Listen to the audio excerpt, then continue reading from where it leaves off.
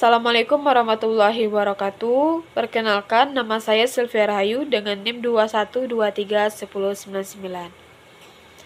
Yang saya hormati Ibu Tuti Lestari, SSI, MSI, selaku dosen pengampu mata kuliah Kapita Selekta IPA. Nah, pada kesempatan kali ini saya akan membahas mengenai gempa bumi yang ada di Indonesia selama tahun 2022.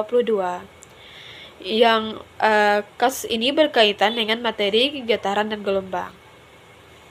Assalamualaikum warahmatullahi wabarakatuh. Perkenalkan, nama saya Sylvia Rahayu dengan NIM 21231099. Yang saya hormati Ibu Tuti Lestari, SSI, MSI, selaku dosen pengampu mata kuliah Kapita Selekta IPA.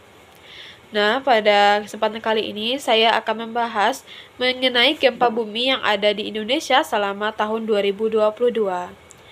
Yang kasus ini berkaitan dengan materi getaran dan gelombang. BMKG juga mendata tren gempa yang terjadi dari tahun 2008 sampai tahun 2022.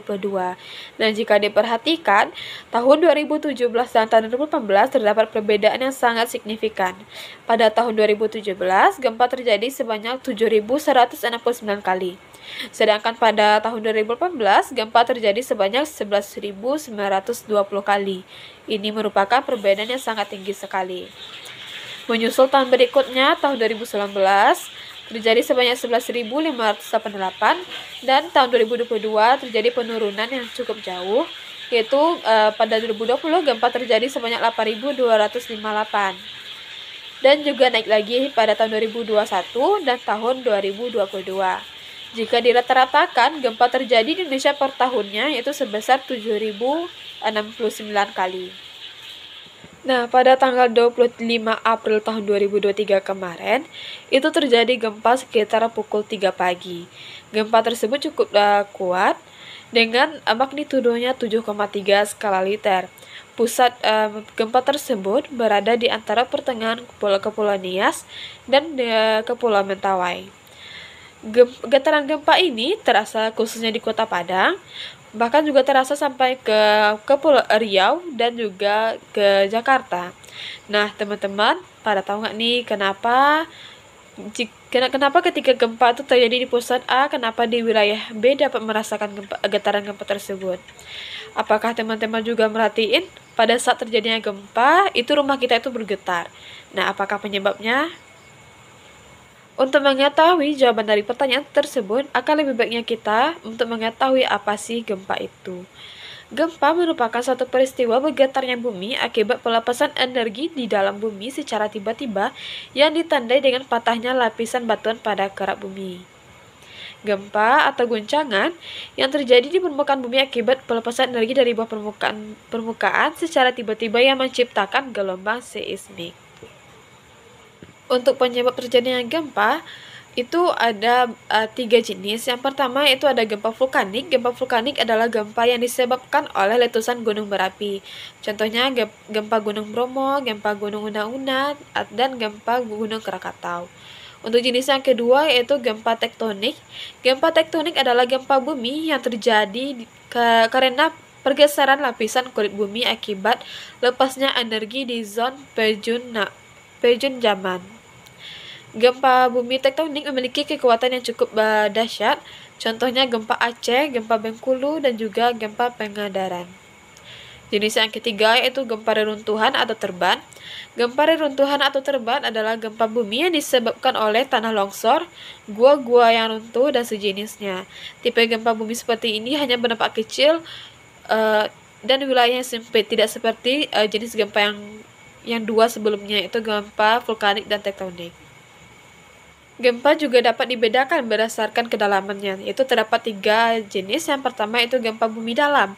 Gempa bumi dalam adalah gempa bumi yang hiposentrumnya, pusat gempa, berada lebih dari 300 km di bawah permukaan bumi atau di dalam kerak bumi. Gempa bumi dalam pada umumnya tidak terlalu berbahaya. Yang kedua yaitu gempa bumi menengah. Gempa bumi menengah adalah gempa bumi yang hiposentrumnya atau pusat gempanya itu berada antara 60 km sampai 300 km di bawah permukaan bumi. Gempa bumi menengah pada umumnya menimbulkan kerusakan ringan dan getarannya lebih terasa. Jenis yang ketiga yaitu gempa bumi dangkal. Gempa bumi dangkal adalah gempa bumi yang hiposentrumnya berada kurang dari 60 km dari permukaan bumi. Gempa bumi ini biasanya menimbul kerusakan yang besar. Jika gempa bumi ini terjadi apabila gempa tektonik dan kedalamannya kurang dari 60 km, itu maka akan berpotensi untuk terjadinya tsunami. Ketika gelombang seisme merambat dari bidang patahan yang bergerak, terjadi interaksi berbagai jenis gelombang yang mampu menggerakkan tanah secara vertikal dan horizontal. Ketika gelombang seisme dengan periode tertentu membawa banyak energi melintasi formasi geologi yang tersusun atas batuan dengan periode alamiah yang sama, getaran tanah akan mengalami penguatan atau amplifikasi. Ditambah lagi, bila periode bangunan yang ada di atas batuan tersebut juga memiliki periode, maka kombinasi getaran atau resonansi akan semakin diperkuat. Resonansi dibentuk oleh kesamaan periode antara gelombang seismik dan material yang dilaluinya, baik itu formasi batuan maupun bangunan. Akibat resonansi dan pada bangunan adalah kerusakan katastrofis. Nah, untuk membahas mengenai gelombang pada gempa, akan lebih baik dulu kita mengenal beberapa istilah berikut. Yang pertama yaitu pergeseran vertikal yang disebabkan oleh gelombang, itu dinamakan dengan amplitudo. Yang kedua yaitu jarak antara gelombang yang berurutan, yang disebut juga dengan panjang gelombang. Yang ketiga, waktu yang membentang antara dua gelombang disebut dengan periode. Dan ketiga, jumlah gelombang yang melintasi suatu titik pengamatan dalam satu detik disebut dengan frekuensi. Nah, untuk gelombang seismik itu melepaskan energinya dalam gelombang seismik sebagian besar merambat melalui seluruh tubuh planet, yaitu gelombang badan, dan sebagian lainnya merambat hanya di dekat permukaannya saja atau gelombang permukaan. Jadi gelombang itu terbagi menjadi dua jenis, yaitu gelombang badan yaitu pada bagian dalam kerak bumi, dan gelombang permukaan yang terjadi pada permukaannya saja. Nah, untuk gelombang bagian dalam itu ada gelombang primer. Gelombang primer itu merambat paling cepat dengan cara menekan dan merenggang material yang dilewatinya, baik itu berupa material padat, cair, maupun gas. Kecepatannya tergantung pada densitas dan kompresibilitas material dilewati. Semakin besar densitas semakin resisten material terhadap tekanan, maka akan semakin besar pula kecepatan gelombang seismik. Kecepatan rata gelombang primer pada batuan padat seperti granit adalah 4,8 per detik. Bila dilewati air menjadi 1,4 km per detik.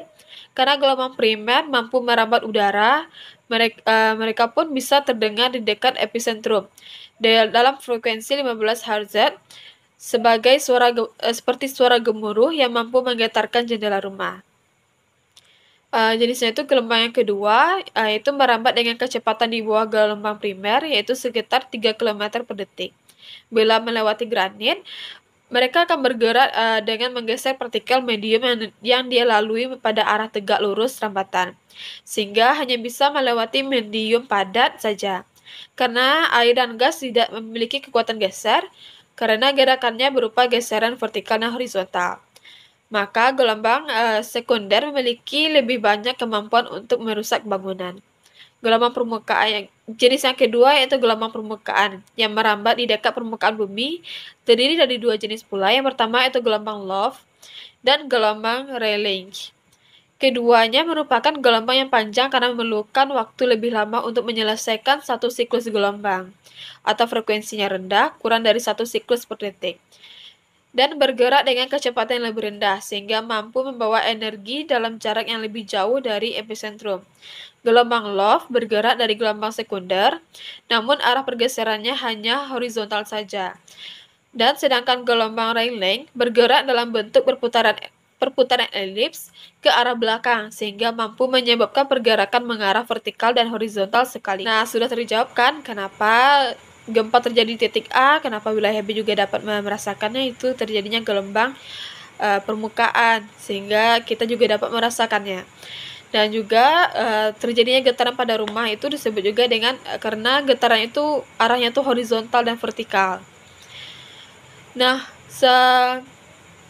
karena gempa ini juga merupakan bencana alam, tentu memiliki dampak yang buruk bagi kita. Dampaknya itu ada berupa fisik dan juga sosial. Untuk dampak fisiknya, yaitu contohnya banyak bangunan yang hancur dan roboh, tanah longsor akibat goncangan, jatuhnya korban jiwa, permukaan tanah menjadi merekat, retak, dan jalan menjadi putus, banjir karena rusaknya tanggul, gempa dasar laut yang menyebabkan tsunami. Nah, untuk dampak sosialnya itu menimbulkan kemiskinan, kelaparan, menimbulkan penyakit bila ada skala yang kayak seperti tsunami, itu akan mengakibatkan melumpuhnya ekonomi kita dan juga politik kita. Khususnya bagi kita yang berada di wilayah Kota Padang dan mahasiswa UNP yang sangat dekat dengan pantai, itu pasti sangat mewaspadai sekali terjadinya gempa karena akan berpotensi mengakibatkan tsunami. Nah, bagi teman-teman, ada beberapa cara untuk mitigasi bencana yang dapat kita lakukan. Jika sebelum terjadi gempa bencana, kita perlu menyiapkan rencana untuk menyelamatkan diri apabila gempa bumi terjadi. Yang kedua, melakukan latihan yang dapat bermanfaat dalam menghadapi reruntuhan saat gempa bumi, seperti menunduk, pelindungan terhadap kepala, berpegangan atau dengan bersembunyi di bawah meja. Yang ketiga, menyiapkan alat pemadam kebakaran, alat keselamatan standar dan persediaan obat-obatan. Yang keempat, membangun konstruksi rumah yang tahan terhadap guncangan gempa bumi dengan fondasi yang kuat. Selain itu, kita juga bisa merenovasi bangunan-bangunan yang sudah rentan. Yang kelima, memperhatikan daerah rawan gempa dan aturan seputar penggunaan lahan yang dikeluarkan oleh pemerintah.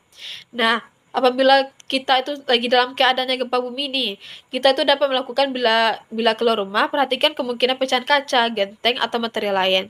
Tetap lindungi kepala apapun terjadi, tetap lindungi kepala. Dan segera menuju ke lapangan terbuka. Yang kedua, jangan berdiri dekat tiang, pohon, atau sumber listrik, atau gedung yang mungkin roboh. Yang ketiga, jangan menggunakan lift apabila sudah terasa guncangan. Gunakanlah tangga darurat untuk evakuasi keluar bangunan. Apabila sudah di dalam elevator, tekan semua tombol atau gunakan interphone untuk bawa panggilan kepada pengelola gedung. Yang keempat, kenali bagian bangunan yang memiliki struktur kuat seperti pada sudut bangunan. Yang kelima, apabila kita berada di dalam bangunan yang memiliki petugas keamanan dan ikuti instruksi evakuasi dan jangan panik dan tetap tenang. Nah, apabila terjadi sesudah gempa, maka yang dapat kita lakukan adalah tetap waspada terhadap gempa bumi susulan. Yang kedua, ketika berada dalam bangunan, evakuasi diri setelah gempa bumi berhenti. Perhatikan reruntuhan maupun benda-benda yang membahayakan pada saat evakuasi. Yang ketiga, jika berada dalam rumah, tetap berada di bawah meja yang kuat. Periksa keberadaan api dan potensi terjadinya bencana kebakaran. Yang kelima, berdiri di tempat terbuka jauh dari gedung, instalasi listrik, dan air. Apabila di luar bangunan, dengan tebing di sekeliling, hindari daerah yang rawan longsor. Yang keenam, jika di dalam mobil, berhentilah di pinggir jalan, tetapi tetap berada di dalam mobil. Hindari berhenti di bawah atau di atas jembatan, atau di rambu-rambu lalu lintas. Demikianlah pemaparan materi saya mengenai getaran dan gelombang pada gempa bumi. Semoga teman-teman dapat mengambil manfaat dari apa yang saya sampaikan dan waspada terhadap bencana yang akan datang. Demikian, saya tutup dengan kata wassalamualaikum warahmatullahi wabarakatuh.